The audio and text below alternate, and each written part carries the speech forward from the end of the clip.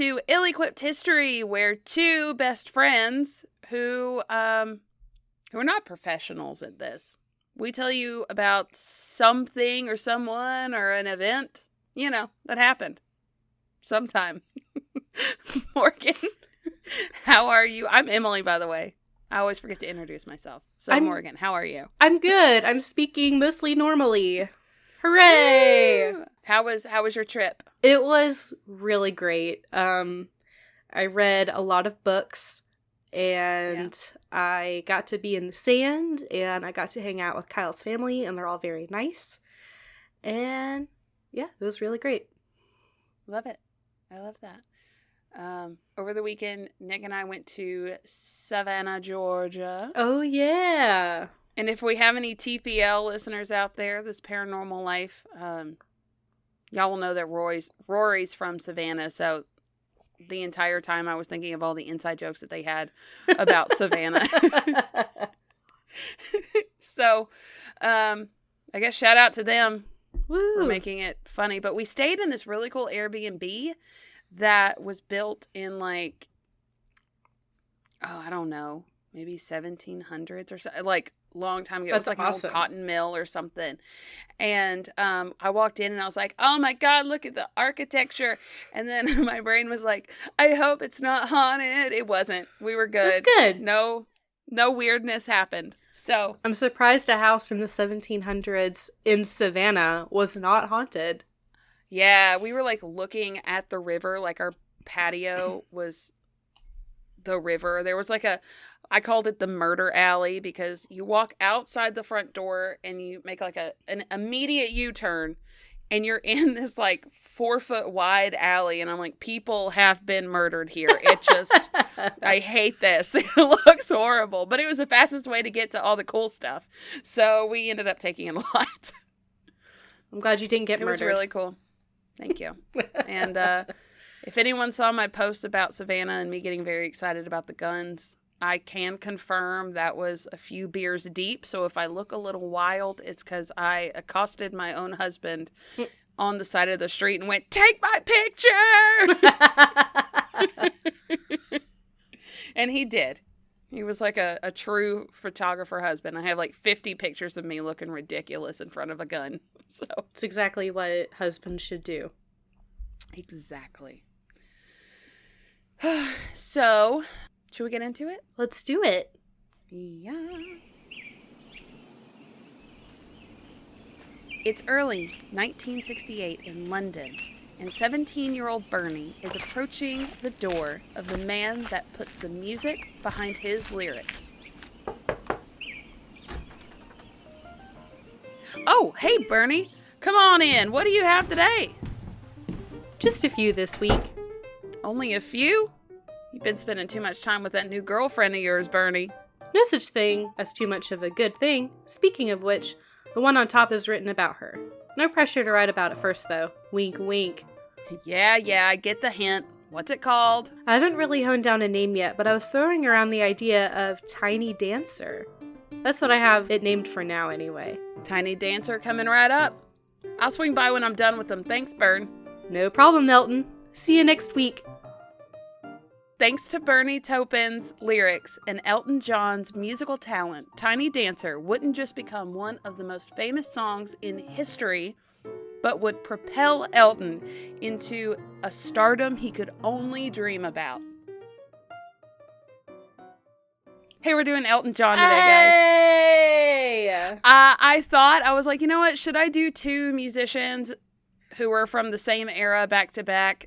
Is that tacky? And then I was like, no, it's not. It's your podcast. I can do that. Yeah, it's our podcast. And Lou might have talked me into it. But this is a little bit of a different one because I believe, correct me if I'm wrong, Morgan, this is our first episode where our person of topic is still alive. Yeah, Elton John is still alive, huh? Yeah. Now He's retired with 2 kids now. Yeah, I just need to double check because I couldn't think of one that that our topic was still alive that I mean, we've done a ton of them now. Yeah, he's 77 years old. Yeah. Yeah. Wow. Oh, cool. Wow. Yeah, so let's dive into his life. I thought it was really interesting that a lot of like the kind of the timelines, because Freddie Mercury and Elton John are very similar, and some of the topics are also kind of similar, but in their different ways. So I think it's really interesting to see how two different artists who are pretty much just as big as the other one kind of dealt with some of the, swings that life throws at you. You got to bob and weave, they dealt with them differently. Right. And I think it's really interesting to see how they did that comparatively, because I think they were only like a year apart in age. Oh, really? Think about it. Freddie could have been like in his 70s right now, just chilling. That's crazy to think about, and really sad. Yeah, also very sad. So, if y'all don't know who Elton John is, again, like Freddie, that's on you, buddy. What are you doing? What are you doing? Literally,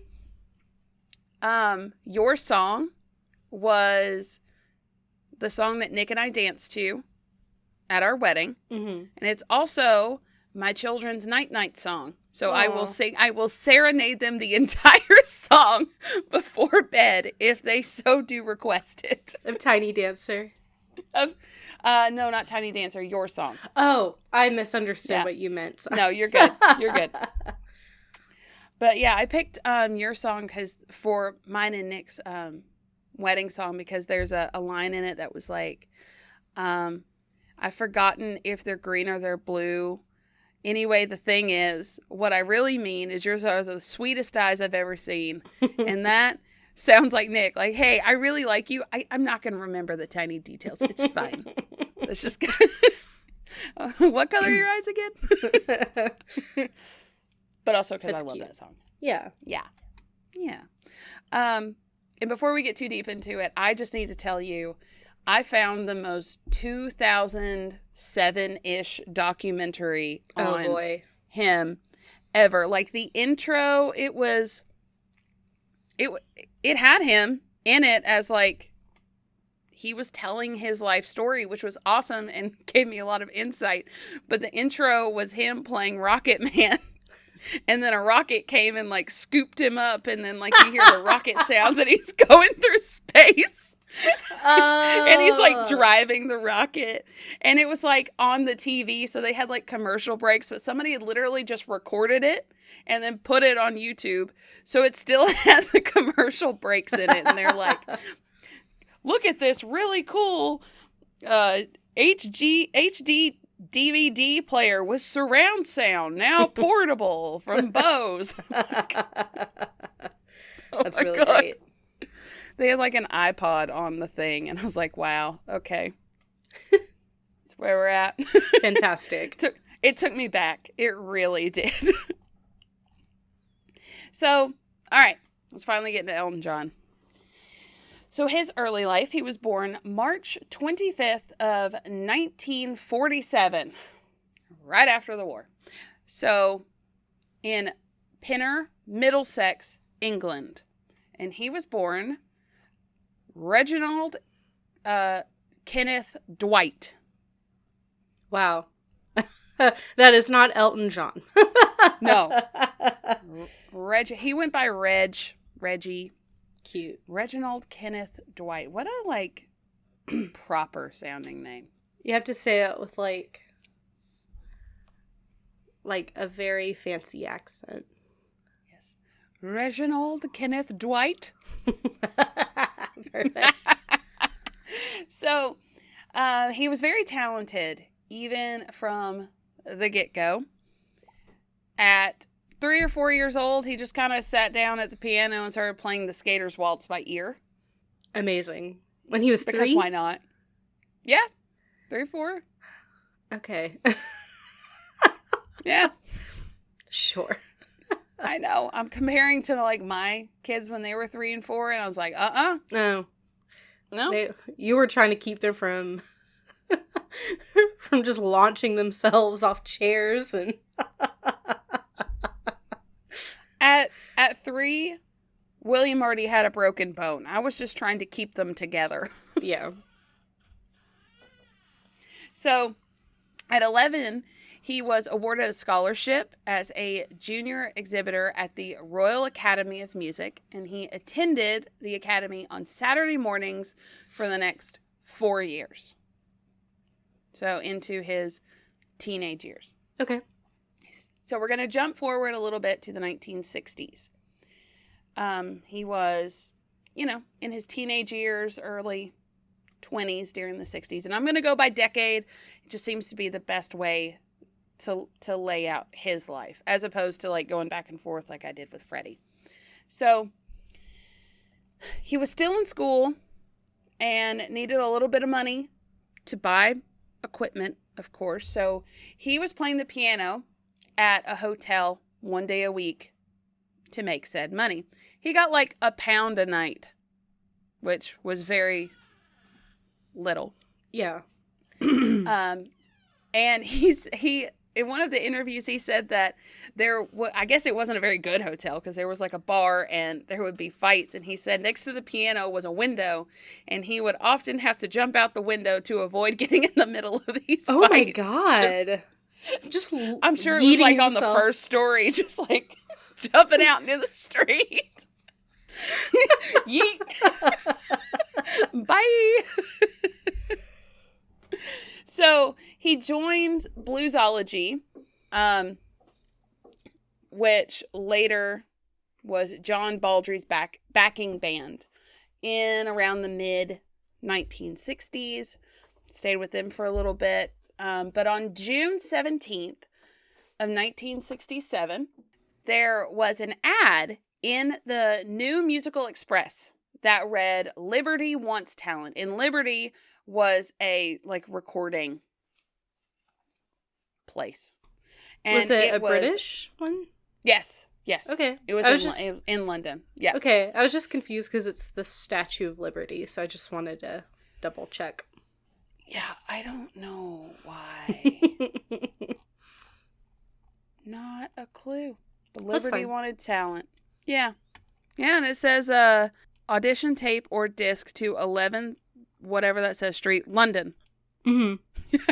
I don't know. So it was put out there by Ray Williams, who was a music producer. And see, what had happened was there were a couple people that obviously answered the ad. And Bernie Taupin, and I hope I'm saying his last name right. It's Taupin. Taupin? Who was 17 at the time, had gone first and was like, hey, I mean, I'm an okay singer. I don't really know how to write the music, but here's my lyrics. I'm really good at writing lyrics. Well, then they're like, cool. I don't know what the fuck to do with this. Yeah. I need something more. So then Elton shows up, who was 20 at the time. Was he still going by Reg at the time? He was still going by Reg. So okay. Reg Dwight. And he shows up and he's like, hey, I can write music like nobody's business. I'm just not that good at the lyrics. Mm-hmm. And they were like, well, I don't know what the fuck to do with you either. So here's this guy's lyrics. Just go see if you can do something with them. Mm-hmm. Handed him Bernie's lyrics. He just took it and he figured out he could actually write the music to his lyrics very well. He could see what Bernie was going for and was able to just execute it. And this was the start of the greatest songwriting partnership in history. That's amazing. Yeah. They just both answered an ad at 17 and 20 years old. Bruh. The universe works in mysterious ways. So, this is kind of where our skit comes in because Bernie would write the lyrics, and I totally made that up. I have no idea if that was not a real conversation. I made it up in 3 minutes. Did he write Tiny Dancer? He did. Tiny Dancer is about Bernie's girlfriend at the time. Okay. So that was like real context. Okay, just the actual that just back the and actual forth. back and forth. I was like, I need to make this make sense. Yeah. So, Elton would get like a bundle of lyrics every couple of weeks from Bernie, and then Elton would put the music to it, and then they would go make it. That's awesome. Easy peasy. And I've Been Loving You was their debut single, and originally it was credited to be Bernie's lyrics, but Elton later admitted that he wrote the whole thing himself. I don't know what was going on there. Mm-hmm. But their first recording success was Lady Samantha in 1968. I had never heard of that song. I looked it up. It's lovely. It's wonderful. Aw. So yeah, shout it. Like if you guys hear a song that I say and you don't know what it is, go look it up. I'm literally only going to talk about the ones that I know because he has so many. There's like 36 albums. I only talked about the songs that I knew, which turns out to be more than I thought. So There you go. Yeah. So there you go. In 1969, their first album was released in the United States, in the UK, but it wasn't officially released in the United States until 1975, 6 years later. Oh, wow. And I have no idea why. I couldn't figure out why. They had other albums already out in the United States by the time that their first one made it to the United States. That's very strange because there was a lot of British artists making their way in the U.S. at the time. And, honestly, I have no idea why. I think the only thing I could come up with was that his next albums were so popular that the demand for that first one finally came around. I see, gotcha. That's the only thing I can think of. Okay. But it did come out with different artwork. So if you refer, Madame, go up a little bit. Mm-hmm. There's Elton and Bernie together in 1968 when they met. Look. Yes. Look how cute. Okay. I know. You could definitely tell which one's Elton. Yes. So, he has a very distinct face. He's not unattractive by any means, but he just has a very distinct face. Yeah. And he's wearing leather print. Yeah. And he's got the hair and the glasses and...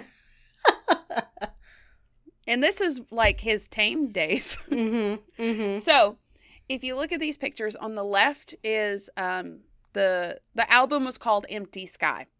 On the left, it's a picture, like a art rendition of Elton playing the piano. Right. That was the British version. On the right, it looks like a very 70s version of like a blue sphinx. Yeah, I was going to say it's very polygonal. Yeah. Yeah, if the Sphinx was polygonal. Yeah. That's kind of what I was kind of picking up, because it does look like, and there's like a little, I guess that's Elton on its foot. I don't know what's happening, but that was the United States version for some reason. So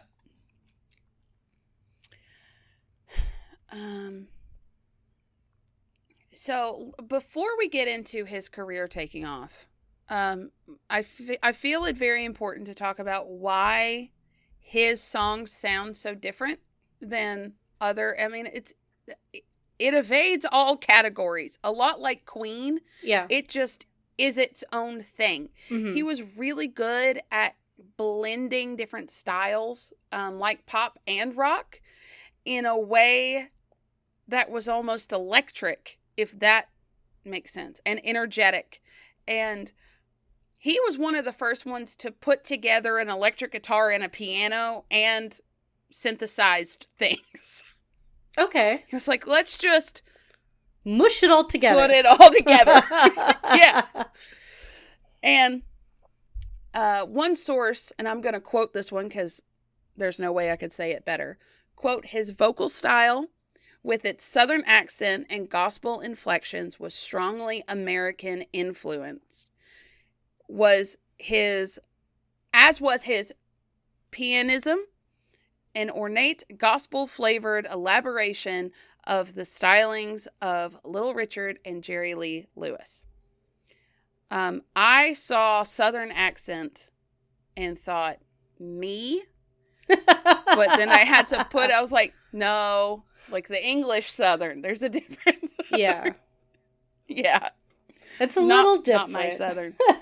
I was a little confused at first because it, like, when you said Southern accent, I was like, oh, like a British Southern accent. And then it said, like, gospel, and I was like, okay. And it said American. Yeah. And I was like, wait, does he mean, like, American Southern? Like... I know. See, and I guess that's why I thought it was Southern, but he absolutely does not have, like, any form of American accent. He's very British. He was very strongly American influenced. Yeah. So apparently, even to this day, Bernie has, like, a ranch in Arizona. Like, they both really liked America, I guess. And, yeah, it, like, and he does kind of have, like, a gospel flair to all of his, so I could see it. Yeah. Now that somebody put it into words, I'm like, oh, yeah, that makes sense. So a lot of the early 70s recordings kind of paid homage to country rock, folk rock, like the band in Crosby, Stills and Nash. I cannot talk today. And he had the same, like, flourish and flair as Freddie Mercury. Absolutely. So they were, and David Bowie as well. And a lot of their songs were, like, affectionate parodies. And, like, The Bitch Is Back was kind of a parody on, like, Rolling Stone songs, and Frank Sinatra, Blue Eyes, and Crocodile Rock was to, like, the 50s rock style, Philadelphia Soul and Philadelphia Freedom. Yeah. So he just put his own little twist on all the things. So in the 1970s, his career is taking off. And remember how we said in the last time that the first album, sometimes the second, it's kind of, a lot of times it's a slow roll, right? Right. Nah. His first album was, like, fine. His second album has Your Song on it. His second album has that piece of gold right there. And the second album was self-named, so it was named Elton John. It was released in 1970 and immediately established him as, like, a major international star. And this one was released in the United States as the same year as the UK. I think it was a couple months later, which is understandable. It was a certified gold by the RIAA, or the Recording Industry Association of America. And Elton describes Your Song as near perfect. Meanwhile, the song itself is certified platinum in the United States and has been streamed over 100 million times on Spotify. Holy shit. A song recorded and released in 1970. It's a really Think of good all song. the songs that have just been forgotten about since then. And is considered by the Rolling Stones one of the greatest songs of all time. Yeah. And if you refer back to the picture, Morgan, he wrote in his journal on October the 27th of 1969, session delayed, I guess that says. It looks like Delane. Delane, I know it's hard to say. Stayed home today. Went to South Harrow, Bobby Bruce Market. The session was horrendous. Didn't do anything in the end. Wrote Your Song. Just cash. Just like, just threw this piece of shit out. Yeah. This near perfect song. Yeah. On my bad day, I didn't do anything. I went to the I market. wish I had bad days like that. I know, right? So he has established himself. And Bernie, he's always there. Yeah. I mean, but he prefers to be in the background. So I'm not going to talk about Bernie a whole lot because, I mean, this episode is mostly just Elton John. But just know, he's writing most of the songs. Mm-hmm. So later that year, same year, 1970, he made his debut performance in America at Doug Weston's nightclub called Troubadour. He had a four-night residency there. And this was one of the most important performances of his career. He only had a handful of places to go in the United States, and this tour really needed him, like, it was needed for him to succeed in America. Because, I mean, he's just starting out. I'm sure he doesn't have Elton John money yet. Right. So, like, they need to establish. Yeah, they need to establish themselves over here. So, I'm going to say a few quotes. Okay, for a little context, the album cover is a very silhouetted picture of him. Imagine if Scarface and Elton John smushed together. It's just very... I don't have a picture of it. It's just very, like, kind of dour. So I feel like a lot of people, and they said this in the sources as well, that thought it was going to be kind of like more somber music.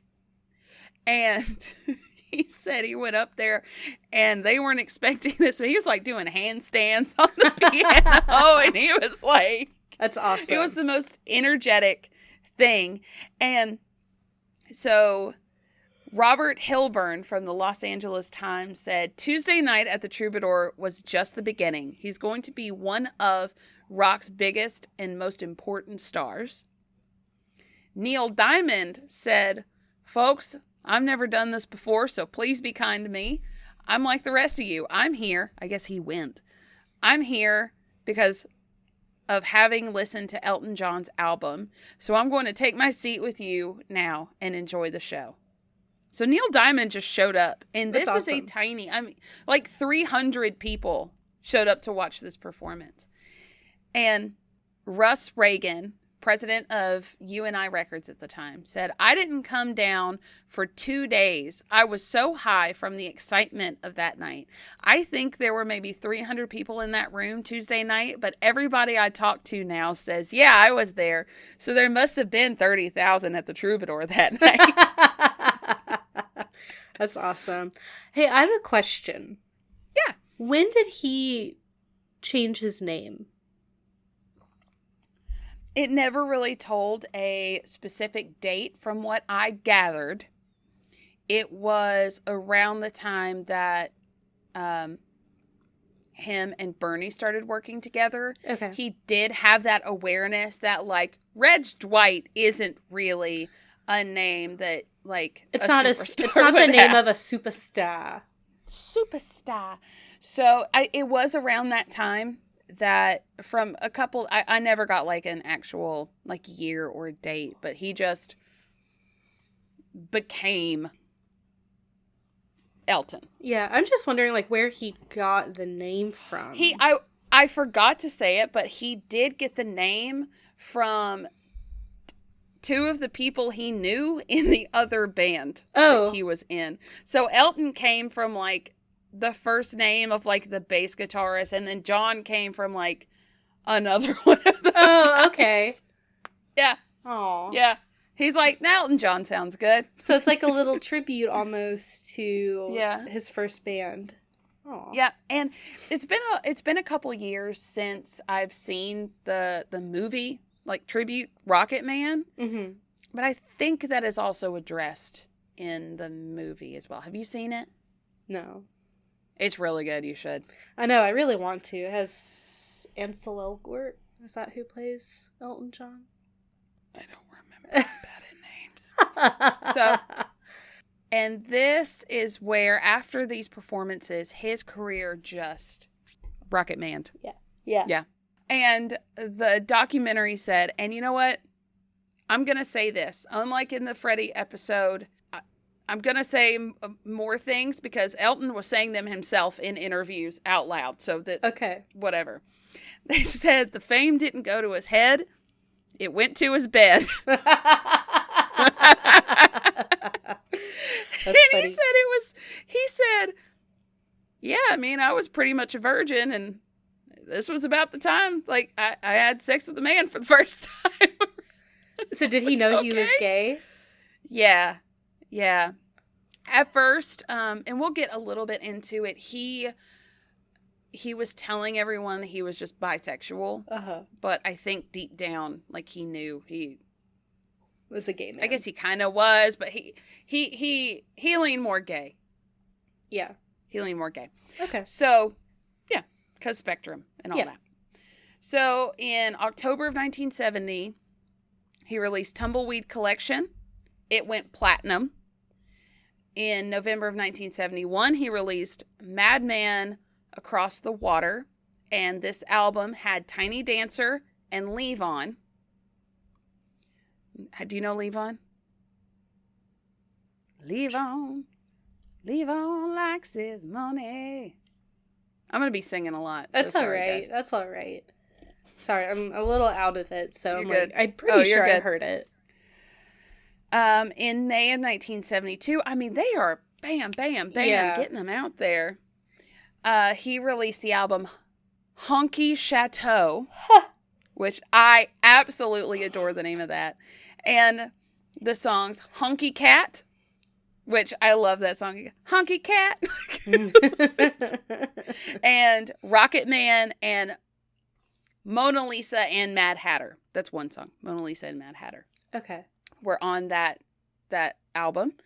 And it went silver with the BPI, the British Phonographic Industry. Oh, okay. It sounds very hoity-toity. And then the American one went platinum. Oh, awesome.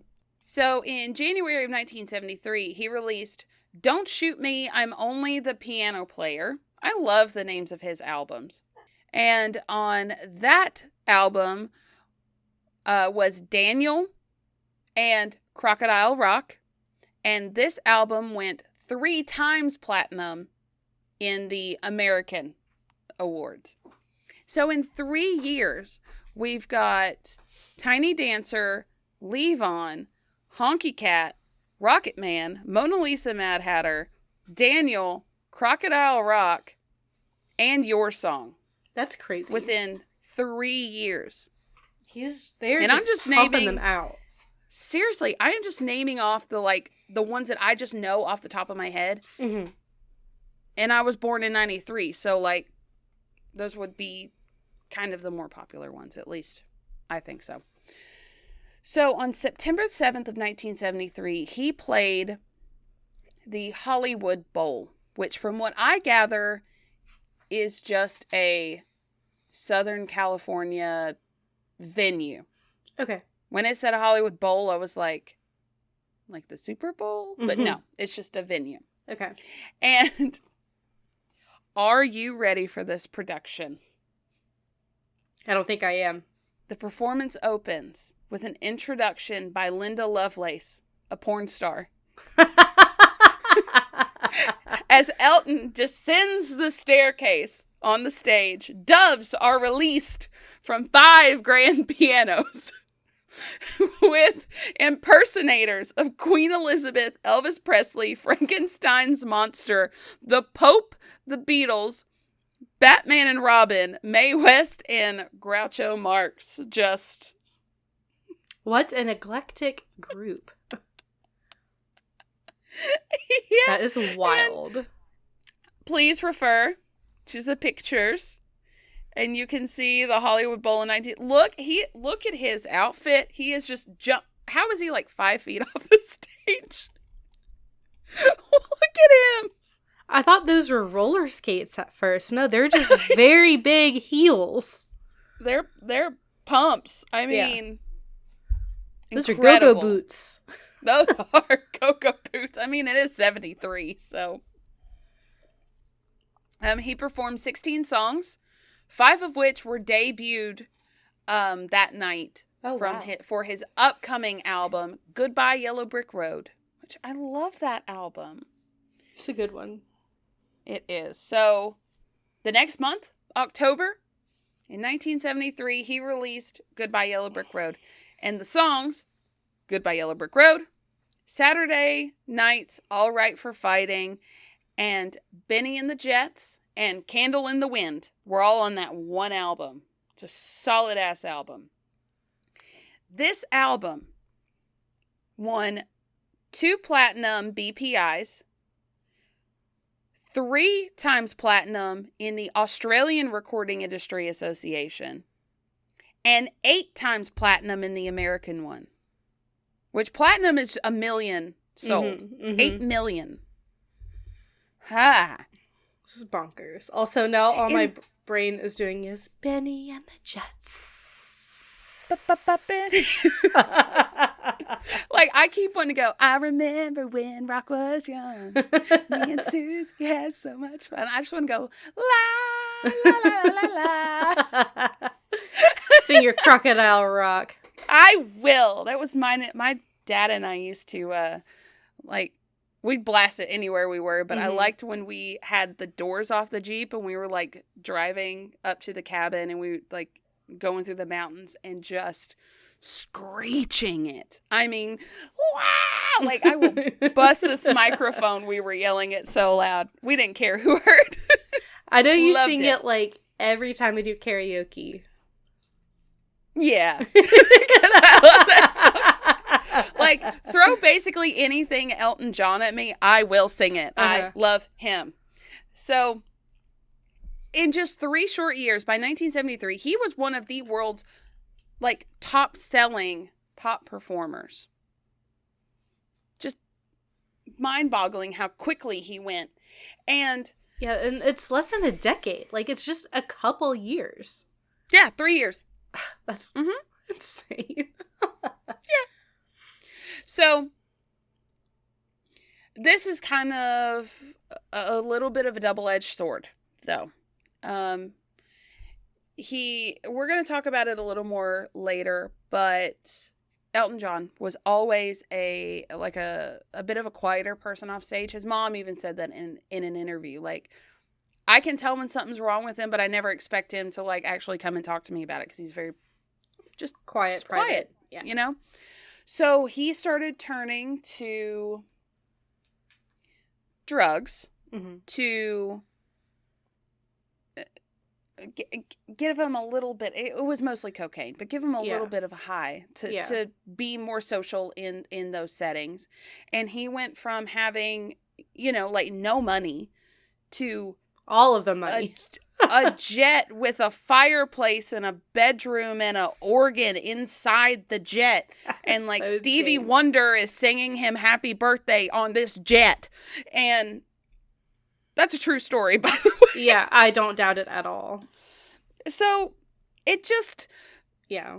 He didn't deal well with it. And later on, he says that, like, he was more comfortable on stage than he was off stage. Yeah. Because he just became it. Yeah, because what's on stage is a persona, and it's, like... I was talking about this, not specifically Elton John, but I think we were talking about, like, dating profiles. But, like, when people present, like, an alter ego or a persona, they a lot of times feel a lot more comfortable with it because, like... they can do whatever they want because it's not the real them, And so, like, and if people don't like this persona, like, okay, that's fine, but it's not me, Yeah. And I feel like a lot of stars that are, like, super flamboyant, but, like, very, very reserved. That's kind of what's happening. Yeah. Yeah. Yeah, it's like you're just putting on a mask. Yeah. And he never took the mask off. Yeah, it seems like kind of like Freddie Mercury, he ended up becoming his persona. Yeah, he did. And I think it gave Freddie a lot of confidence, which can be a good thing. And by no means do I think either Freddie or even Elton in the middle of his, like, addiction times was like a bad person. Right, of but course. I think they were just struggling with the, like, all of it. Yeah. All of it. All of it. Yeah.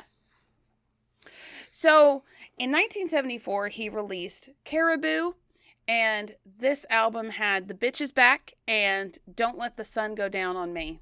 And I love that song. Mm-hmm. It received 2 American Platinums. I'm just going to say American because I'm not listening off all those letters. Yeah. And then the British, a gold.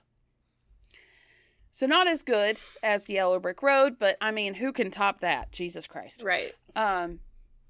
So in 1974, John Lennon was like, "Hey, you wanna help me out with this song? Do a little piano, whatevs." And Elton was like, "You know what? Sure, but under one condition." And honestly, I forgot to write down what song it is. It's very easily Googleable. You got it. Under one condition, and that is if the song gets to the number 1, if the song gets to number 1 in America, you have to come perform with me on stage in Madison Square Garden. And John Lennon was like, "Yeah, sure. Sounds great. This song is not going to get number 1. I mean, I do okay now that I'm on my own and not with the Beatles anymore, but it's not going to get number 1 in America. Are you kidding me?" It's so whatever gets you through the night. Okay. Thank you. I appreciate that. So they record it and they release it in mid-November. Or sorry, they released it in late September. And by mid-November, it had reached number 1. It knocked off You Ain't Seen Nothing Yet. You ain't seen nothing yet. Yeah. I bet John Lennon was pissed. Yeah. And Elton called and was like, "Hey, you remember when you promised?" And it was like, you can't go back on that. So. You promised. Yeah. He said, it wasn't like I promised some agent or something. So I was suddenly stuck. I had to go on stage. Yeah. Wow. So Lennon performed on Thanksgiving night at Madison Square Garden. And it is credited to be the most memorable in Elton John's life. And Elton quoted, "One of the greatest moments of my life, not only just my musical life, but my personal life, was in this very building in 1974. Someone came on stage and sang 3 songs with us, and I've never heard a reception in the whole of my life like it. Aww. It was 10 minutes of the most deafening roar. That person was very special, and of course you know I'm talking about John Lennon. Every time I play this building, I think of him and how much I miss him and how much he enriched all of our lives." Aww. He said that in 2000. Because him and John were actually close friends. Yeah. So it really broke his heart when John was... and actually, Elton said that John rekindled with Yoko Ono that night. Really?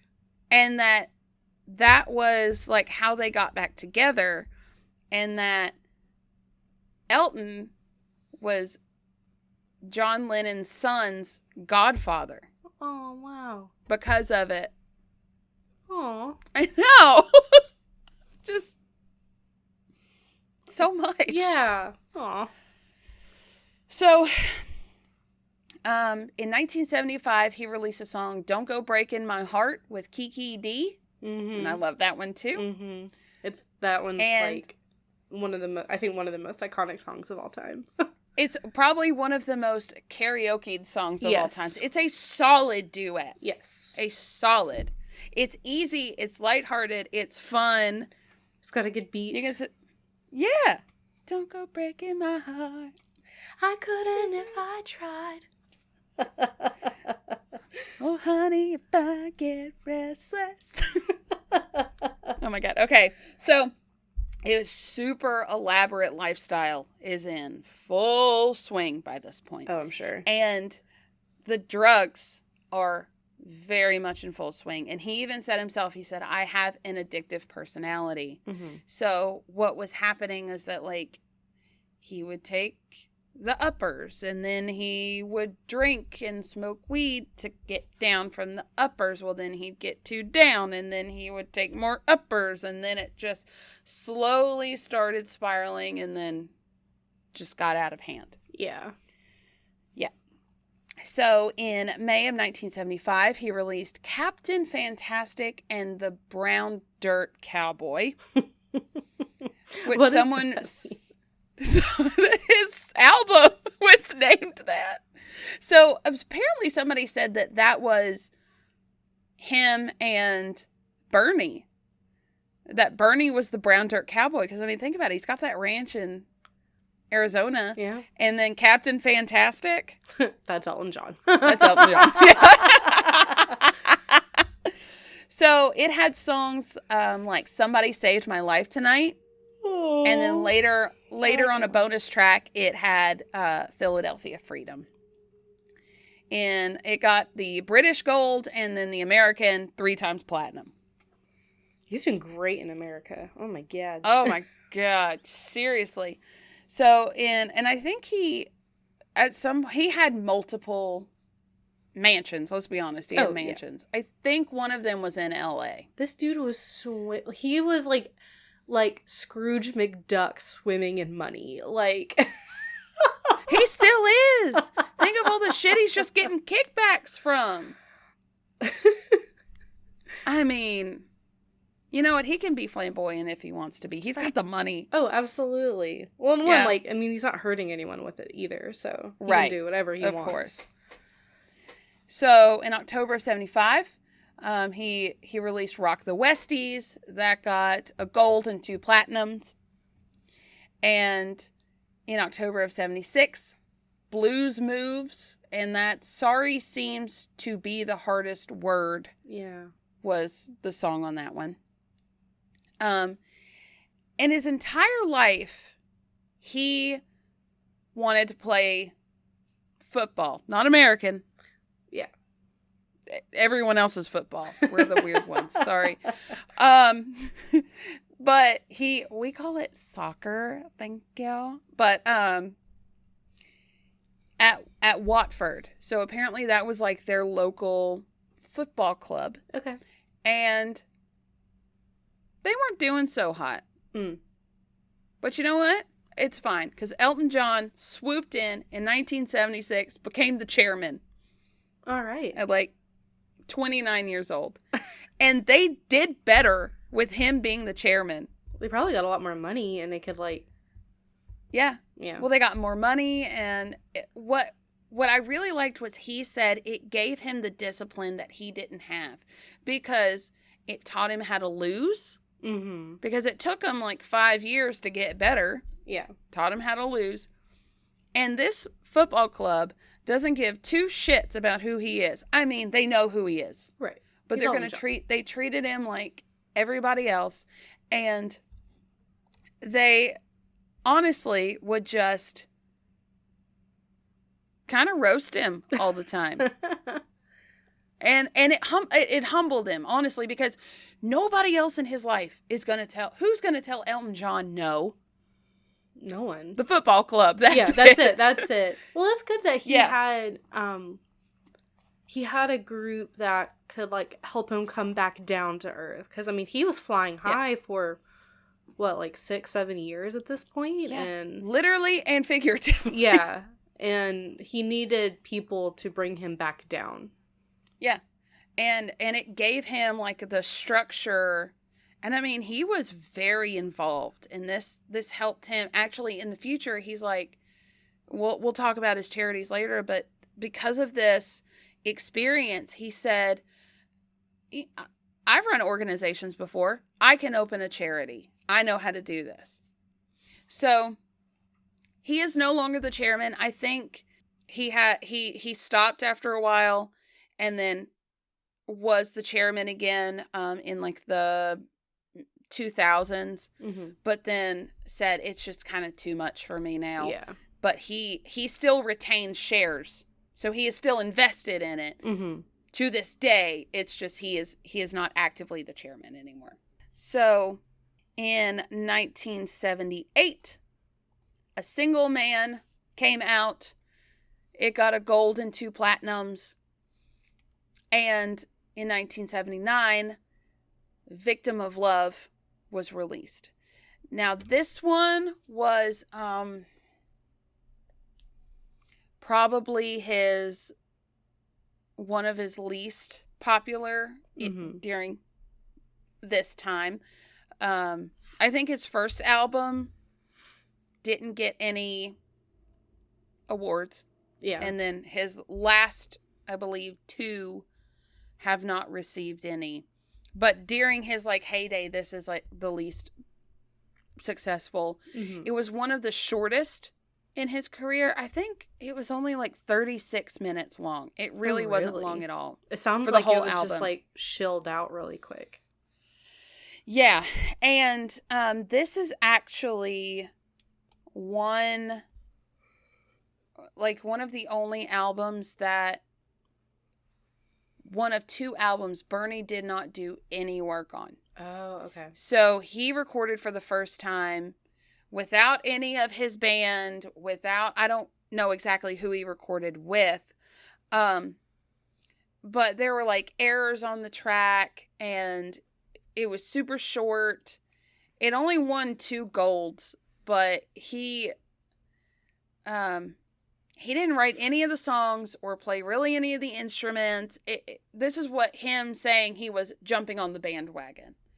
I think he probably just got convinced to do this. Yeah. And you can kind of tell, and I feel like this happens a lot I was thinking about this earlier, this happens a lot in very popular, I hate to, like, artists. I hate to use the word sellout because I don't feel like that's what's happening here, but they get absorbed into like a very genuine popular artist gets absorbed into the industry. Yeah. And they change the way they do things. Right. They had that perfect, like, formula. And then they get convinced to change it. And then it's not as good. The label thinks that, like, oh, you got to go in a new direction because it'll make more money. Like, they're not really interested in the artist's, like, artistic pursuits and, like, their creation. No. All they think about is money. So they're like, oh, well, let's go with what we think will make money. And then a lot of times you can tell. And there's, like, no soul in it. People like soul in music. Well, at least people who are... People like, want to connect enthusiastic. With music. Yeah. They want genuine music. Like, I think a lot of these, like, and I'm not saying all, of course, and I know every generation says this about the music of the past, but I do feel like, I mean, nowadays with the technology we have, you can make anybody be able to sing. Yeah. And back then, you had to be able to sing if you wanted to sing. Or, like, write lyrics. Or compose. You had to have actual talent. Yeah. And now we have these teams of people who are just writing songs that will get picked up by an algorithm on Spotify just to get plays. It's... And it's easily consumable. And so it's, like, as least offensive as possible so it is consumed by the most people. Yeah. But it's not memorable. Right. It's just to get out there. It's just to make money. It's just... Yeah. Yeah. Which is why we don't have artists like this anymore that are just out there just... I mean, I'm sure we have them. They're hard to find now. They're not like Elton John. Like, levels of fame and... No, they're not being promoted in the ways that we can easily find them. Right. And it's sad. It's very sad. I want to find them. Right. Where are you at? Where are you at? They're all in Nashville. Damn it. So, off our little soapbox there for a minute. So in 1979, that was the one I just talked about. Okay. So the 1980s. We all love Elton John. If you don't, it's okay to be wrong sometimes. But let's be honest.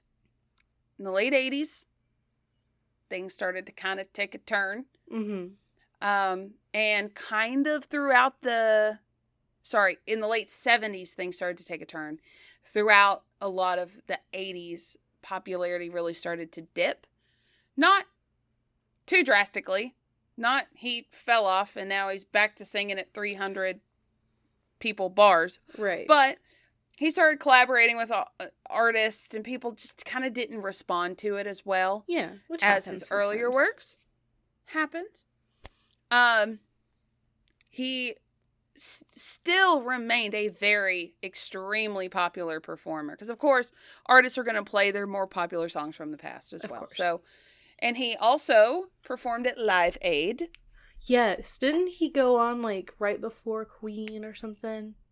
I thought it was after. I think it may have been after. Honestly, I don't remember. I just know that they played. It's all right. And of course he did a good job.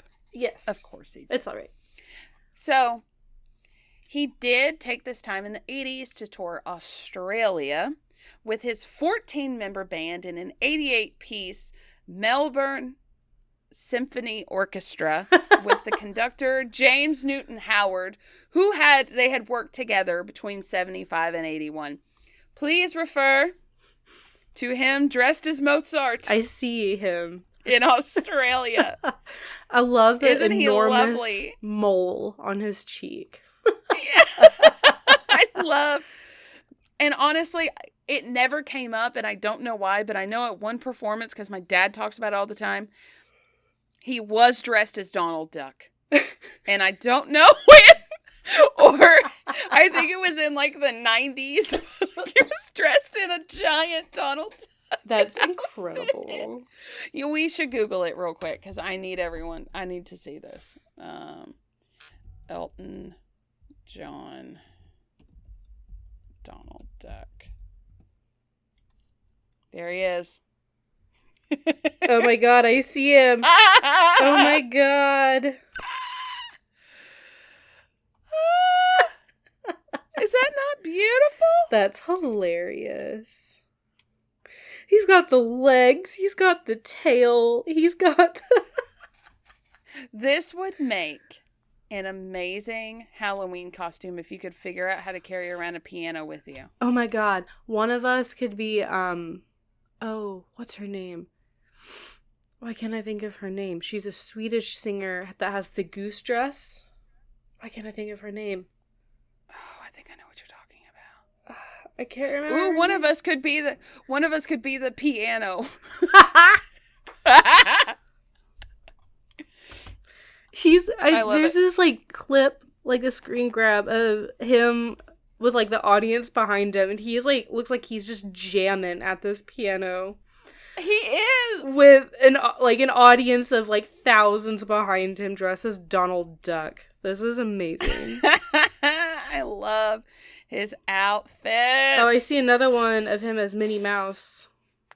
Oh, really? Mm-hmm. I just stumbled upon it. He's making a face at the camera. I don't know if you could see that. Oh, cute. Oh, I see it now.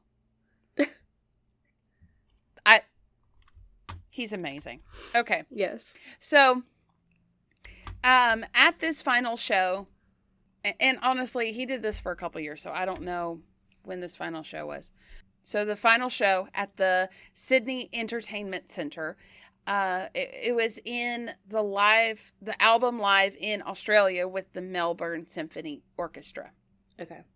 That was a mouthful. So sorry, guys. So Elton John's band were a bit of a hard act to follow. I'm sure. And yeah, Phil Collins had to go on. Oh, bless him. Yeah. Which I love Phil Collins, but He's no Yeah. Elton John. So Charlie Morgan, who was the drummer with Elton John's band, said they were going off stage while Phil was coming on. And Charlie said, as we came off stage, Phil Collins jumped down next to me and walked backstage with us and turned to me and said, well, Charlie, how the fuck are we going to follow that? I love that. That's amazing. I also love how both Elton John and Phil Collins have sang soundtracks for Disney. Yeah. And they went above and beyond. Phil Collins did not have to go that hard for Tarzan, but he did it for us. He did it for us. He did it for us. And literally, I love it. Elton John's Can You Feel the Love Tonight has been going through my head this entire time. And can you feel the love tonight? Tonight. It is where we are. He's got so many just bangers. I know. Okay. So in May of 1981, the Fox. So we're seeing less. So he only got a silver for that one. Mm-hmm. In 82. Jump Up with an exclamation point. Got a silver, a platinum, and a gold. And it's crazy to think that is like not that much. Right. Like, oh, only like over Only a million silver, people platinum, bought yeah. this album. I didn't mean to make you Just choke. a I'm mil. sorry. Just a mil. Just a million. It's fine. That's not too much. No, not too much. Just a little bit. Well, when you compare it to like over 8 million that he was doing the decade in prior. one country. Yeah. 8 million in one country. That was just America. Yeah. Yeah. It's like, oh, well, marginal success. Yeah. So, he shocked the world in 1983 by announcing he was marrying a lady. Oh, okay. Mm-hmm. So in Valentine's Day of 1984, he married a German tape operator and sound technician. So sorry ahead of time.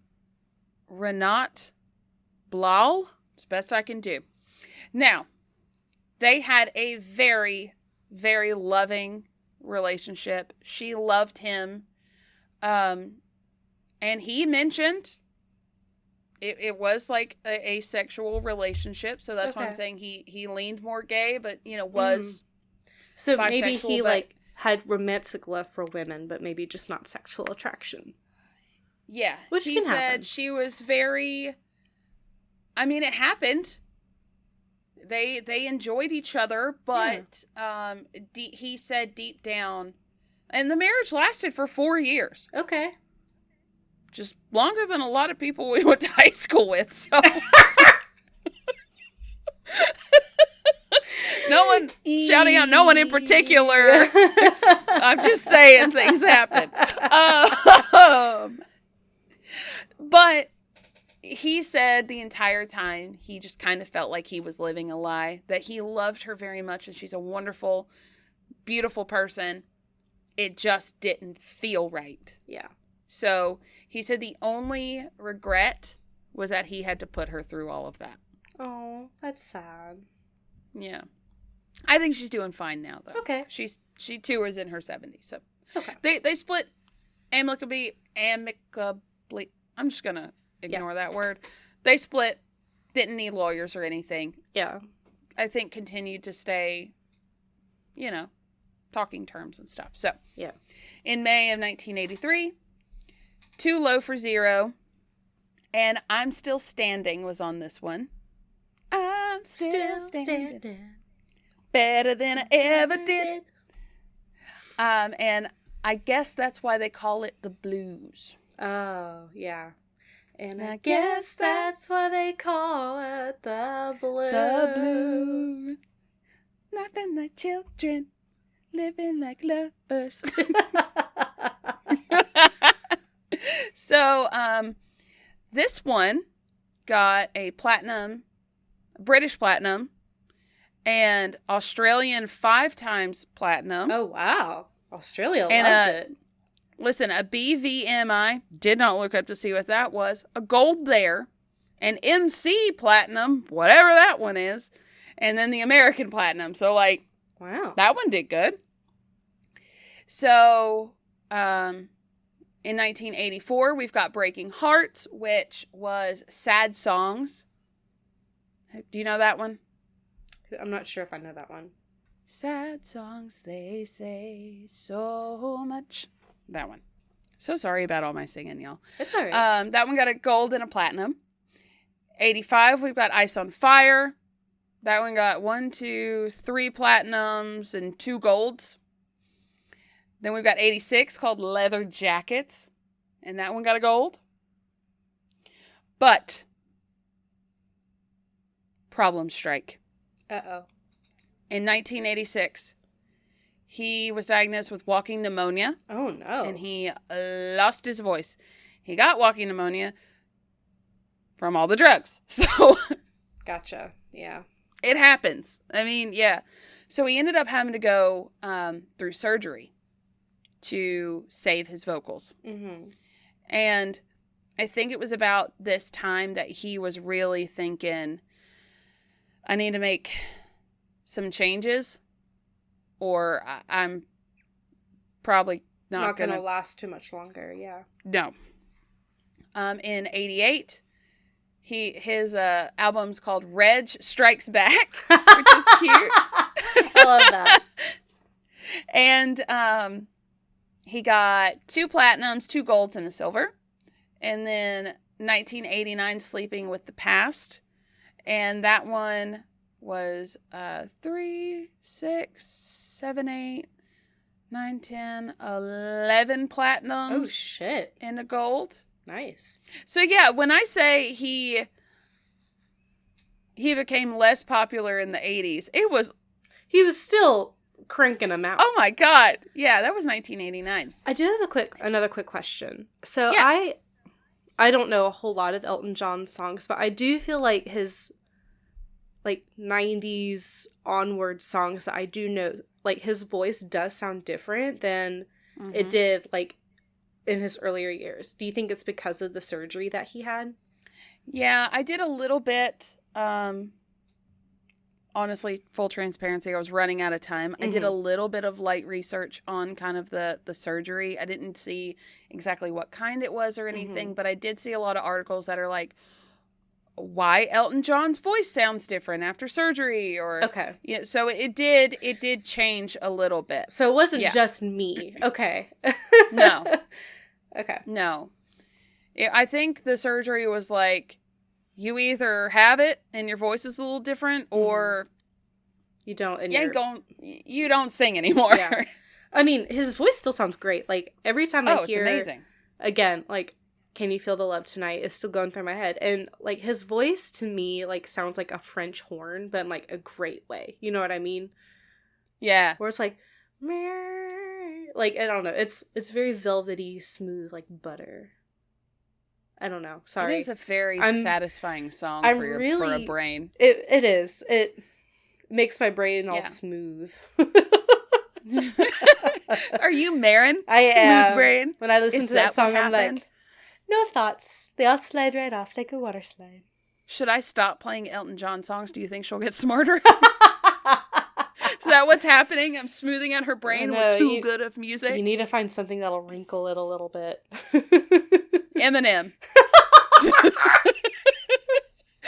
Yes. Just get all that in there. So, by 1989, this is when his alcohol drug problem was peaked. Yeah. Bad. I mean, literally a line of Coke every 4 minutes. Oh my God. Yeah, he said he hiked through the Alps or somewhere like that where there's a shit ton of snow, and he said it reminded him of all the Coke he's ever done. Oh boy. So, he actually in one of the interviews recounted a time that he just stayed in his house for 2 weeks and couldn't get out of bed. He was falling and like hitting his head, and like his friends would find him and he'd be like blue and they'd have to like put him back in the bed. Oh my God. Like it would take him like 15 minutes to get to the door just to answer the door because granted, he's alone in this house. Yeah. But he was so like hopped up on these drugs that he was like worried about the floors creaking because someone was going to hear him. Kind of like. So like super paranoid. Like. Yeah. Okay. Yeah. Oh. And apparently sometime within the last, 20 years, I don't know exactly when the story happened, but he told it. So I know I'm saying it's true. He told the story. Apparently it was like a day after a show. It was like 11 a.m. He's still up because, of course he is. And he's at this hotel at like the Four Seasons, a really nice hotel. And it's super windy. And he called the front office to ask if they could do anything about the wind. Oh, man. Because, yeah. Yeah. He said his friends like to laugh at that story. He said it in a very lighthearted way, so I'm going to laugh with him. Yeah.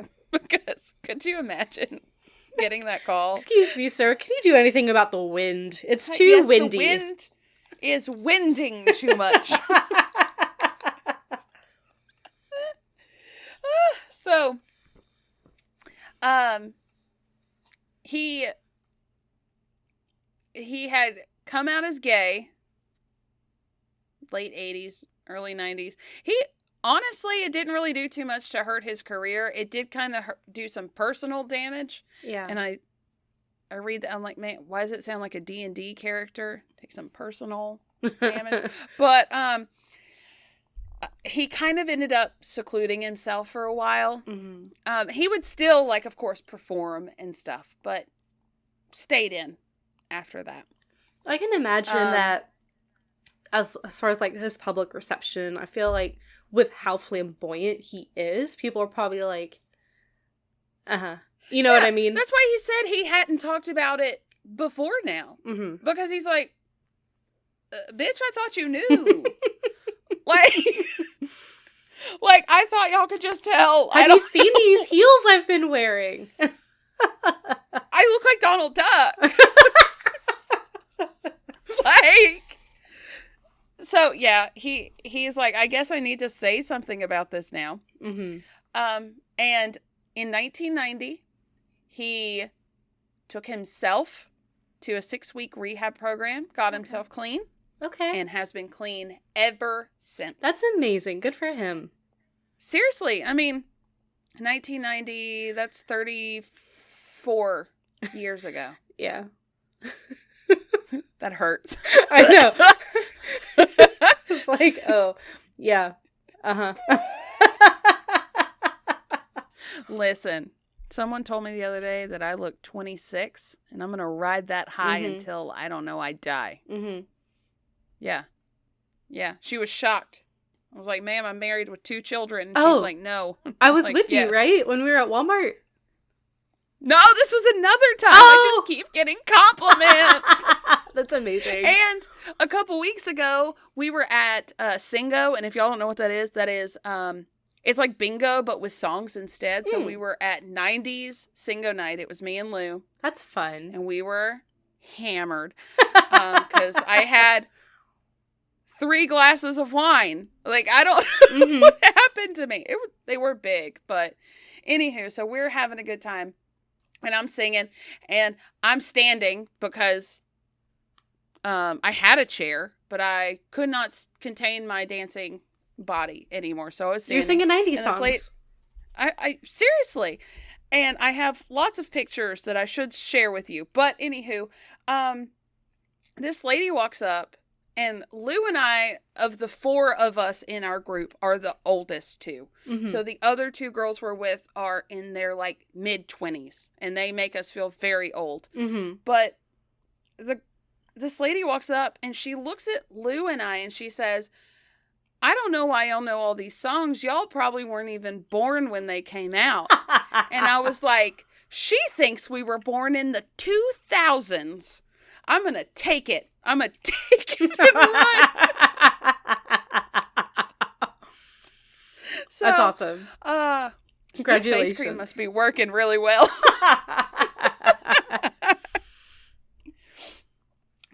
Yeah, thank you. Thank you. I'm going to just hang on to all of these, and then when I'm 50, I'm going to think back on them and be like, I'm still young. Mm-hmm. I got it.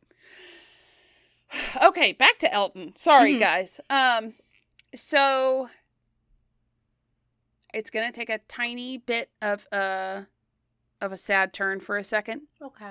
So we are in 1990s. We're still in the AIDS epidemic. Kind of not the tail end. I mean, we still have issues with it now, but like the major problems. So, right. There was a boy named Ryan White who had accidentally been, had gotten AIDS through a blood transfusion. Oh, no. Oh, that's so tragic. He was 13. Oh, bless him. This kid, because everybody was, and I'm going to be mean about it, were dumbasses back then, and they were so hateful about it. This 13-year-old kid who got it from a blood transfusion was being threatened and bullied in his hometown. Oh, that's so sad. Elton heard of this, paid for the family to move. Paid for it. And then, in the last couple weeks of this child's life, he died in 1990, stayed in the hospital with the family for 2 weeks. Yeah. Oh, I got like violent chills all over. Yeah. Oh. And then he dedicated his song Skyline Pigeon. He wrote a song Skyline Pigeon for Ryan White. Oh. I know. The chills got worse. Oh, I didn't know they could get worse, but they did. It kind of hurts. I'm so sorry. Okay, we're going back to not sad things now. It's okay. Oh, I know. Rest in peace, him. Ryan White. Oh, I felt so bad. That's so tragic. I could not dig into it anymore because, like, as a parent, immediately gutted. Yeah. Just gutted. Yeah. So, 1992, The One came out. It got 5, 6, 7, 8, 9 platinums, 2 golds. Casual. Cash. And this had been his biggest hit since like 1975. Wow. The artwork was done by Gianni Versace. Really? Ooh. Yeah. Apparently him and Versace were friends. Of course they were friends.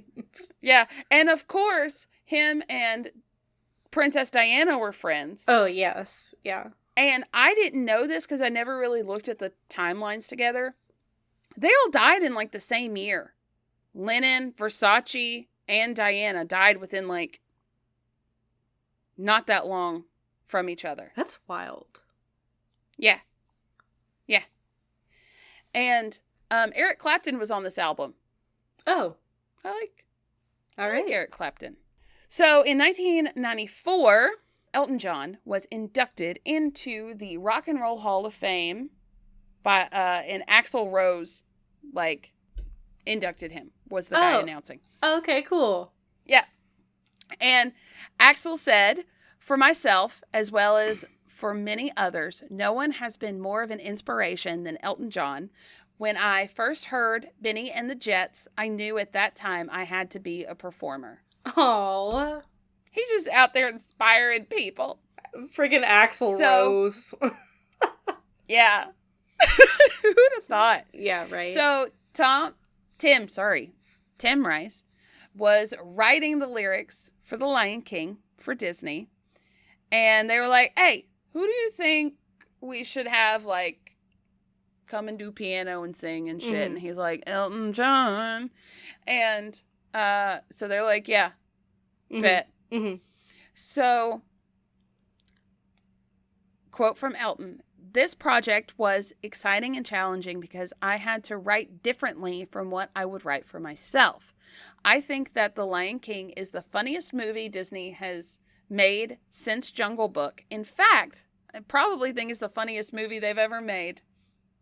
That's what Elton said. Yeah, I'm like reflecting on the movie. Like, I mean, there are funny parts, yeah. Yeah. But I think it's it's Hamlet. Yeah. I think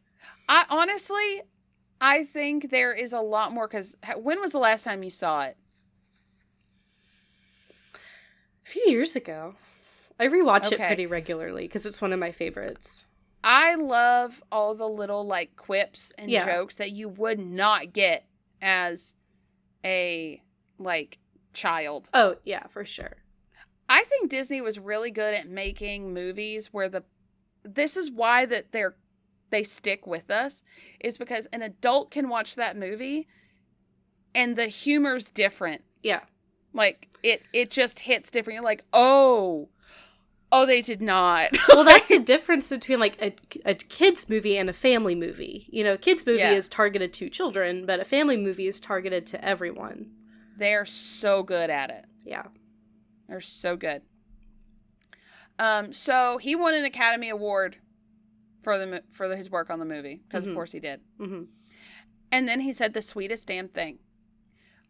I'd like to dedicate this award to my grandmother, Ivy Sewell. She died last week, and she was the one who sat me down at the piano when I was 3 and made me play. Aww. I know. Aww. Grandma. Aww. I know. Well, then, Princess Diana died. Oh. And then, I'm so sorry. Okay, I thought all the sad parts were over, and I lied. So, the new version of Candle in the Wind, Bernie rewrote the lyrics to reflect Princess Diana, and we saw this. If y'all, shout out to ourselves in our bonus episode, we did talk about this very briefly in the Diana episode, that he played at her funeral. Yeah. And he played Candle in the Wind. They revised the wording to reflect Diana, and it sold 33 million copies. Just that one song. Just the one song. It is the most successful pop single in history. That doesn't surprise me at all. And it raised millions of dollars for her memorial fund. Aww. I have it made me think of it. Maybe it'll bring a little humor back to the situation. So there's a show called Parks and Recreation. It's one of my favorite shows. And there's a, spoiler alert, a pony dies. And it's like the town hero. And they're trying to come up with, like, the funeral and, like, how they're going to celebrate the pony. And the main character tells another character, who's actually Chris Pratt's character, like, write his song, make it like Candle in the Wind, but 10,000 times better. And the song is 10,000 Candles in the Wind. It's great. I won't sing it, but it's a really funny song. Oh my God. And if you watch Parks and Rec, you know it. It's a funny show. Maybe I'll send you the video of them singing the song in the episode. I'm going to bring it back down for a second. Okay. But they showed in that 2007 like documentary, they played him, like, a recording of him playing at the funeral, and he was like, yeah, I'm gonna need you to turn that off, because he was still getting emotional about it. Yeah. It was heartbreaking.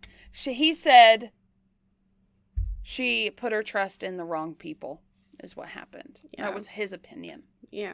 And we've talked, like you said, we talked about Princess Diana and kind of our thoughts and opinions about the whole thing. Yeah. And there's a lot of thoughts and opinions, so you should go listen to that episode. You should. Join our Patreon. $5 a month. You get stickers.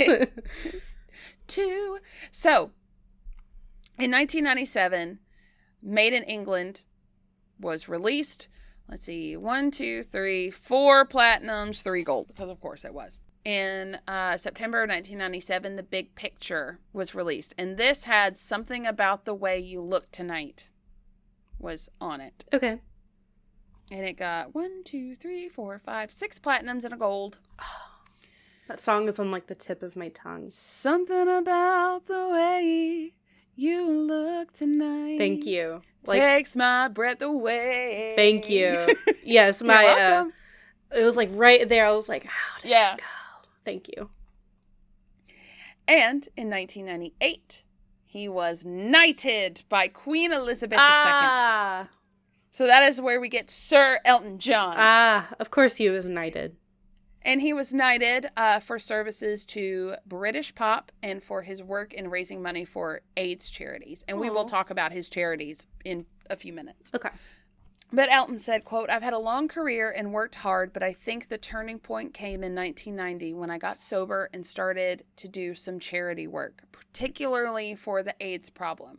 A knighthood is the icing on the cake." Aw. Mm-hmm. So in 1998, John re-teamed with Tim Rice and wrote the stage musical Elaborate Lives, The Legend of Ada. And it was a loose adaptation of an opera. Okay. So the 2000s. Let me get a drink. On October 20th of 2000, he had 2 sold-out shows at Madison Square Garden, where he was joined by Billy Joel, Mary J. Blige, Rowan Keaton, Bryan Adams, Anastasia, and Kiki D. Oh my God. Yeah. Wow. Yeah, I would die on the spot if I was able to see Billy Joel and Elton John at the same time. You would combust. I would combust. Like a candle wick. Just. Yeah. There goes Emily. She got too excited. So, what's funny is that, like... I just immediately thought of roller coaster. Roller coaster.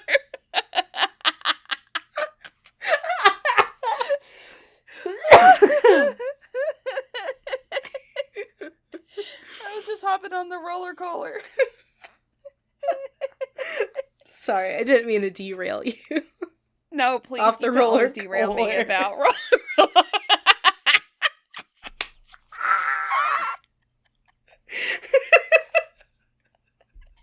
I'm just imagining being on a roller coaster shaped like a Pepsi can, and it just like yeets off the rail. Woo!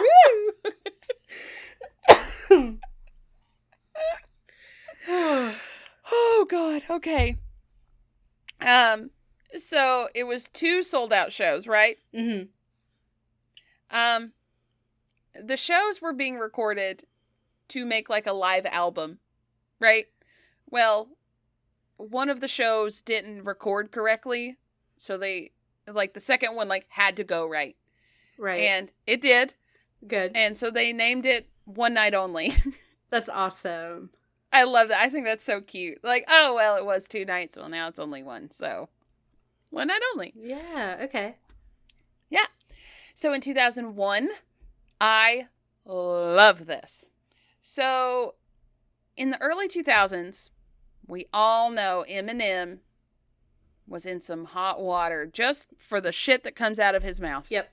And is still coming out of his mouth. Yep. His new song, Houdini, has got these young whippersnappers in a tizzy because of the shit coming out of his mouth. It's like, that is nothing compared to his 90s and early 2000s when he was the real songs. Slim Shady. Oh my God. He was calling out everybody. Yeah. He was dressing up as Britney Spears in his freaking music videos. Like, just, he had no chill. You know, maybe he still has no chill. Mm-hmm. Good on him, though. He's a consistent motherfucker. So, and lyrical so, as fuck. Seriously, he is incredible. Anywho, Eminem was performing at the Grammys, and he started the song Stan, which is actually kind of a stressful song, but whatever. So, there's like there's a curtain, and there's like a mystery pianist Mm-hmm. playing the keyboard. Mm-hmm. And he starts singing Stan, and the curtains open, and it's Elton John singing with Eminem. That's amazing. Because Elton John loved Eminem. Yeah. And so he sang all the, like, chorusy parts of the song. And I just love that so much. I love that. So, I do too. So, in 2001, Songs from the West Coast was released. And that was 6 golds, 2 platinums. And then we've got 2004, Peachtree Road, 3 golds. So we're kind of starting to dwindle down just a little bit. Peachtree Road makes me think of Atlanta. Yes. But, Elton John and Bernie wrote the musical Lestat. I don't think I'm saying that right, and I'm so sorry. And it was based on the series of novels that were written by Anne Rice. Oh, The Interview with the Vampire. Yeah. Yeah, I think it's Lestat. Lestat? Okay. I didn't know if it was like Lestat or something. I think where it's the T is Lestat. silent. And like I don't know. My Appalachian doesn't like words like that. So anyway, and then Elton John composed the score for the Billy Elliot musical. It was the stage adaptation of the film. Okay. And the following year, he won 10 Tonys, including Best Musical. And same year, he received a Kennedy Center honor. Oh, okay. And 2006, he's still just throwing album after album. It seems like out. every year he has Seriously, a new album. Another thing that artists don't do anymore is the Queen was doing this. Mm-hmm. Like, artists back in the day, I guess if you wanted to stay relevant, you had to throw out some albums. Yeah. And I feel like artists now, not for good or bad, they just take their time, a little bit more time with it now. And I think it's interesting that, like, we get an album every couple years for mainstream people now, where these bitches were throwing them out every 8 months. Yeah. Like, I think it's easier to stay relevant nowadays. Yeah. Yeah. It is. I totally agree with that. So he released in 2006 The Captain and the Kid. It got a silver. And I don't know the song. I have not heard the song. I thought it was notable. Only because it's named Postcards from Richard Nixon. What is that song? What is the song about? I ran out of time to look it up. Why do we need postcards when we have the recordings?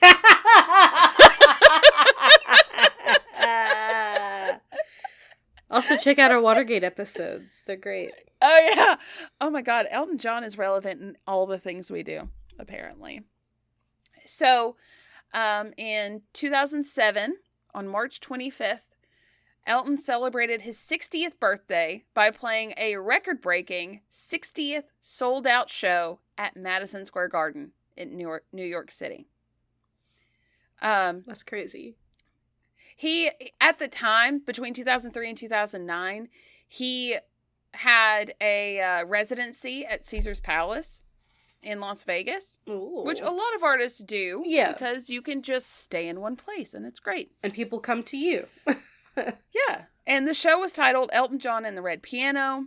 It was kind of a retrospective of his career.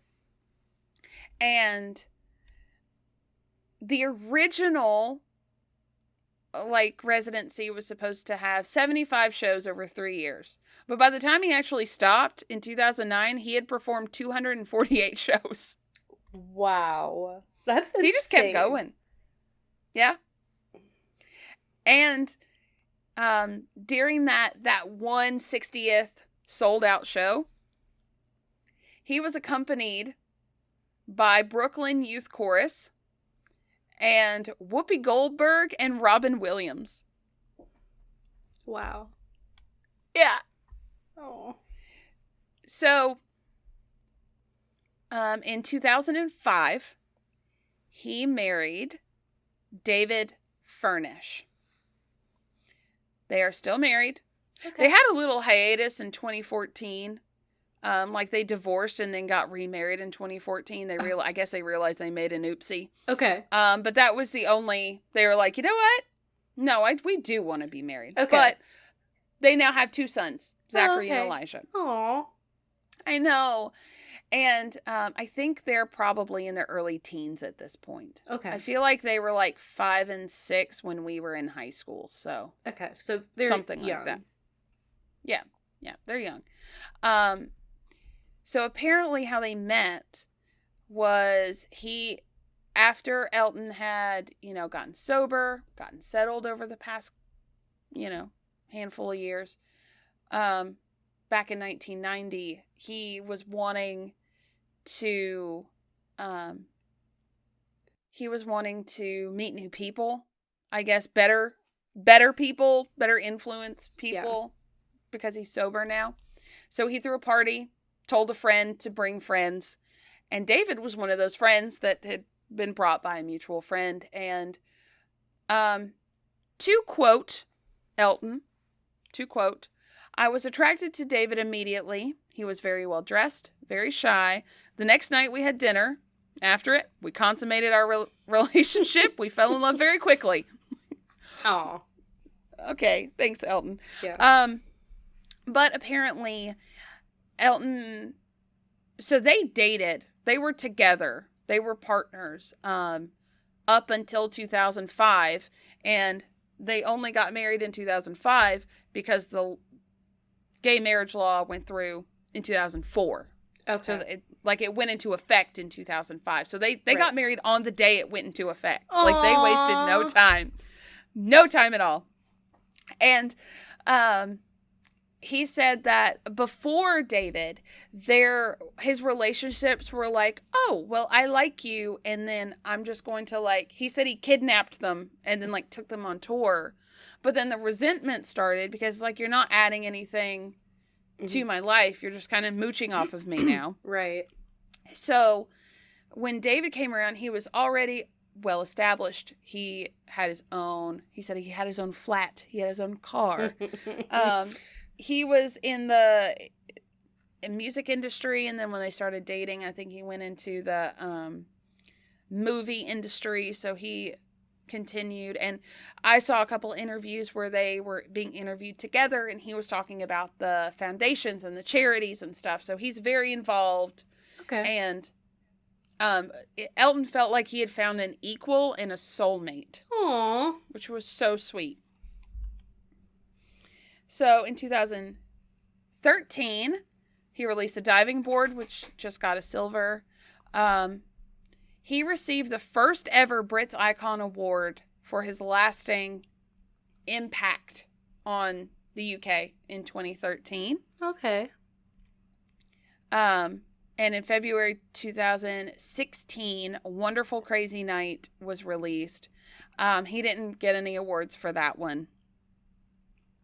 And then later on in 2021, he had Regimental Sergeant Zippo, and he didn't get any awards for that one either. But those were his last 2 albums. Gotcha. So he began his second Las Vegas residency entitled The $1 Million Piano, and that was from 2011 to 2018. Oh, wow. He wrote his autobiography, just titled Me, and it was published in 2019.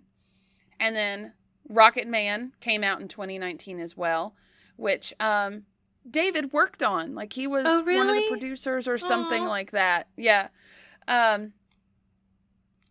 And it was a biopic. That's the word I was looking for. Yeah. It did win an Academy Award for Best Original Song.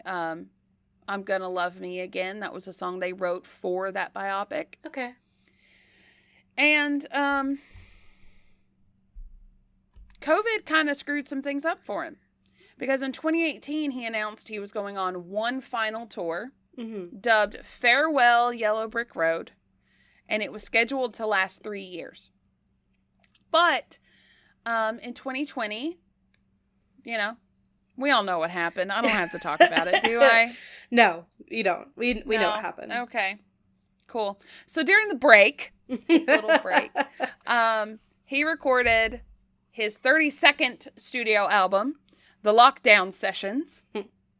And this included collaborations with Stevie Wonder, Eddie Vedder, and Miley Cyrus. Wow. And more. Yep. And then he finished out the tour in 2022. Okay. So it just got postponed a little bit. Yes. Did you know that he has a song with Fall Out Boy? I kind of think I did. I think it's called like The Death of Rock and Roll or something like that. Well, now I feel like I need to go find that. I'll find it for you. He's got a song with everybody. Mm-hmm. He's been around for a long time. Yeah. Yeah.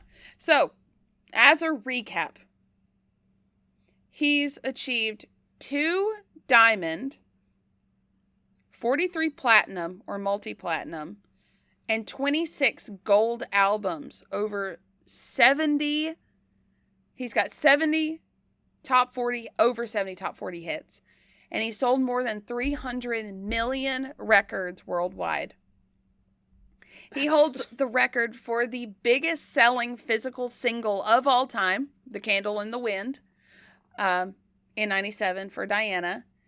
And since launching on his first tour in 1970, he has performed over 4,600 times in more than 80 countries. Oh my God. That's so many. I know. And he's gotten 67 Hot 100 entries between 1970 and 2000. And including 9 number ones and 29 top 10s. And 7 number one albums in the 3.5 year period between 72 and 75. And it's only been beat by the Beatles. Of course it was the Beatles. Yeah. You can't beat the Beatles. Yeah. My flabber is gasted. Yeah, for real. And you know what? There's like, stand by. 1, 2, wait. 1, 2, 3, 4, 5, 6, 7, 8, 9, 10, 11, 12, 13 more awards, 14 more awards that we don't have time. Yeah. I actually, no, there's more. He won like 5 Grammys and he got the Grammy Legend Award. Like, I don't even know what that is. He was literally knighted. Yeah. He, in 2024, he got the elite, is it EGOT? EGOT, yes. Where he got an Emmy, Grammy, Oscar, and Tony. Yeah. I would love to see his, like, trophy wall. I know, right? Yeah. What if they're all just in a pile, like in just like a little bit? He's like, I'll just throw my next trophy in here, my new statue. Yeah, seriously. All my medals. Here's my sword. Because I'm a knight. I hope he has very flamboyant armor somewhere in his house. I want to see it. I bet he does. I would. If somebody said I'm a knight, I would be the most extra. If I'm a knight, I want a whole suit of armor. I want the entire suit. Yeah. And I want to hide it in it like a Scooby-Doo episode and scare people. Love that. Can we do that? Oh Let's my do God. it. Okay. So, charities. So, the Elton John AIDS Foundation has raised over $450 million and funded programs across 4 continents in the 24 years. Well, not 24 years now. Since it's been open. I think it's been a little longer than that, maybe closer to 30 years. And he also performs for breast cancer research foundations, rainforest foundations, Robin Hood Foundation. He is a patron or ambassador to 23 charities and is a member of executive advisory board for 4 charities that give scholarship funds to the Royal Academy of Music and the Juilliard School of Music. Wow. And one of the ladies in one of the documentaries said he lives a very flamboyant lifestyle because of course he can. Right. He makes a lot of money. He's one of the richest people probably in the world. He just doesn't. But he gives a lot of it back. He is really proud of these charities. And I think that's wonderful. He puts his money into good things. So yeah. Well, that's good. we can all applaud him for that. And that's all I have. Aww. I know, we're done. Aww. It was just an hour 50. Just 2 hours. I'm not sorry for this. Listen, if this was going to be our first, person who is still alive, why not Elton John? Absolutely. Well, he's amazing. He is amazing, and I hope that he has many more years to continue to do amazing things. Me too. Could you imagine Elton John being your dad? No. Like, everyone's like, oh my God, it's Elton John. Hey, Dad. Like, cash. No, I can't. Like, I can't put myself in that world. No, I'm just trying to imagine Elton John standing in a kitchen, like drinking a cup of coffee. Picking you the up most from mundane school. thing. Just like him in like the car rider line.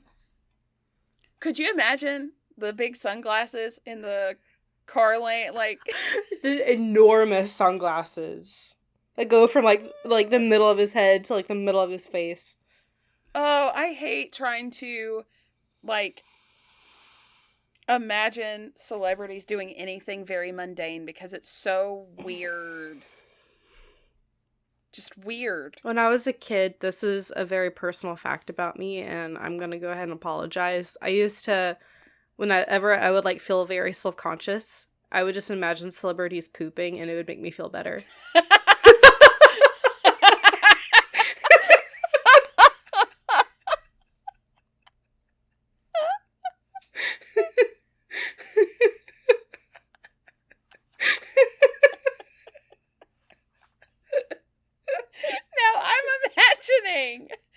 I don't want to.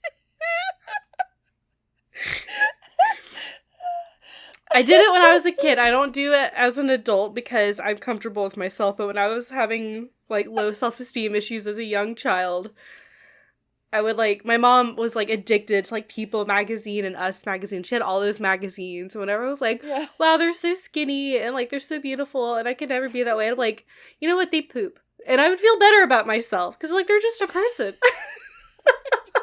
Why is that the standard?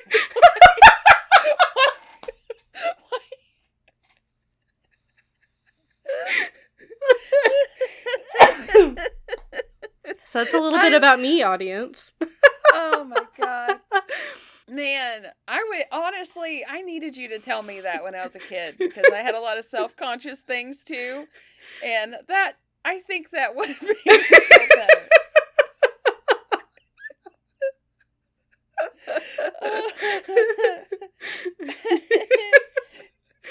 Well, now I'm thinking, like, what if a performer's up there and they're like, I really need to pee right now? I know, they're, like, on stage and they're, like crossing their legs a lot. And you think they're dancing, but they're just really holding it in. At any given time, after I've had kids, I am a sneeze away from having a bad day. So, like, I could not. No. I could not. Especially, like, these, like, tiny outfits that celebrities wear. Or it's, like, super skin tight. It's like, no, How are you dancing in those heels, ma'am? I trip over air. Yeah. Absolute air. I cannot.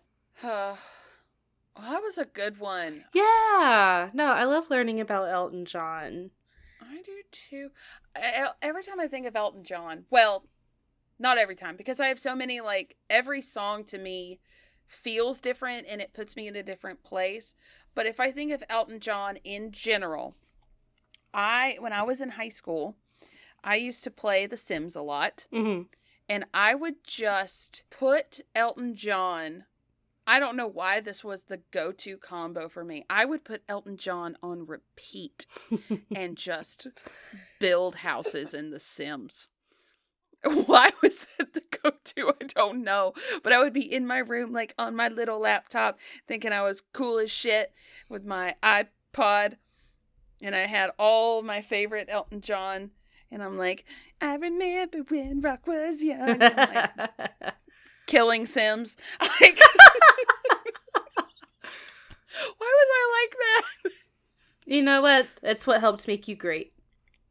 Yeah. Well, you thought about them pooping, and I put weird combos together. Yeah. Okay. We should get into socials. Yes, let's do socials. If you like this, first off, find our socials and, like, share us, like us, talk to us, something. Yeah, rate us. Go to your, like, Spotify or Apple Podcasts or wherever you listen to this. Like, rate us, say something, talk to us. We want to Please. hear from you. Pretty please. Comment on our And posts. we will. Yeah, you can email us. Do not feel, like, shy about emailing us. We love it. We think it's great. Yes. So we'd love to hear from you. Anyway, if you like this, find us on Facebook. At Ill-Equipped History Podcast Group and Page. Instagram. At Ill-Equipped History. Gmail. IllEquippedHistory@gmail.com. TikTok. At Ill-Equipped History. And Patreon. Patreon.com/Ill-Equippedhistory. And we also have a YouTube channel now. We do have a YouTube channel now. There's no videos, and we're so sorry about that, but It's just audio. it's just audio. But if that is how you prefer to consume your podcast, check us out there. Yeah, the channel is Ill-Equipped History. So Yeah. yeah. So, if you want to be a pop star and your name is something along the lines of Reginald Dwight, change it. Yeah. Worked out good for Elton John. Yeah. Change it to something cool. And be authentic. Yes, be your true you. And people will love you for it. Yeah. And if you're weird, be weird. Embrace it. We like weird around here. Yes. God knows we're weird as fuck. I don't know how I landed a husband. I bamboozled the fuck out of him. Catfished the shit out of that man. I acted normal for 6 years. He was dazzled by your amazing blue eyes. And then you're like, my. ha-ha, gremlin. It was not the eyes he was looking at. I was trying to give him your hams. I was trying to give him I like an ounce of credit, but yeah, it was your hams. Well, I did. We laugh about it. I was like, honey, what did you notice about me first? And he was like, yeah, it was your ass. It was, absolutely. True romantic. I love it. Love that for you. Okay, bye. Okay, bye.